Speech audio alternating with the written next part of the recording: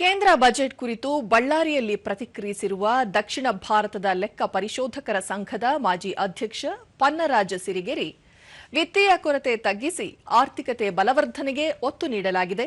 ದೇಶದ ಒಟ್ಟು ಆಂತರಿಕ ಉತ್ಪನ್ನ ಜಿಡಿಪಿ ಬೆಳವಣಿಗೆಗೆ ಪೂರಕವಾಗಿದೆ ಎಂದರು. ಈ soft power should is seen as economic power ಅನ್ನೋಂಥ ಒಂದು ಸ್ಲೋಗನ್ ಬರ್ತಾ ಇದೆ ನನ್ನ ನೆನಪಿಗೆ.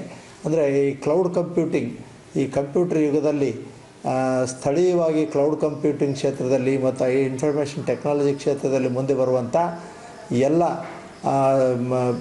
ವ್ಯಾಪಾರ ಸಂಸ್ಥೆಗಳಿಗೂ ಕೂಡ ಅಪಾರವಾದ ಒಂದು ಬೆಂಬಲವನ್ನು ನೀಡಿದ್ದಾರೆ. ರಾಜ್ಯ ರೈಲ್ವೆ ಕ್ರಿಯಾ ಸಮಿತಿ ಕಾರ್ಯದರ್ಶಿ ಎಚ್ಕೆ ಗೌರಿಶಂಕರ್, ಕೇಂದ್ರ ಬಜೆಟ್ನಲ್ಲಿ ಬೆಂಗಳೂರು ಚೆನ್ನೈ ಮಧ್ಯೆ ಹೈಸ್ಪೀಡ್ ರೈಲ್ವೆ ಕಾರಿಡಾರ್ ಘೋಷಣೆ ಮಾಡಲಾಗಿದೆ. ಅಲ್ಲದೆ ದೇಶದ ಪ್ರಮುಖ ನಗರಗಳನ್ನು ಸಂಪರ್ಕಿಸುವಂತೆ ಒಟ್ಟು 7 ರೈಲ್ವೆ ಕಾರಿಡಾರ್ಗಳ ಘೋಷಣೆ ಮಾಡಿರುವುದು ಸ್ವಾಗತಾರ್ಹ ಕ್ರಮ ಎಂದರು. ಆಯುರ್ವೇದದ ಮಹತ್ವ, ಅದರಿಂದ ಇಡೀ ಪ್ರಪಂಚದಾದ್ಯಂತ ಆಯುರ್ವೇದದ ಒಂದು ಉಪಯೋಗ ಪಡೀಲಿ ಅಂತೇಳಿ ಮಾಡಿರೋದನ್ನ ನಾವು ತುಂಬ ಹೃದಯದಿಂದ ಸ್ವಾಗತ ಮಾಡ್ತಾ ಇದ್ದೀವಿ.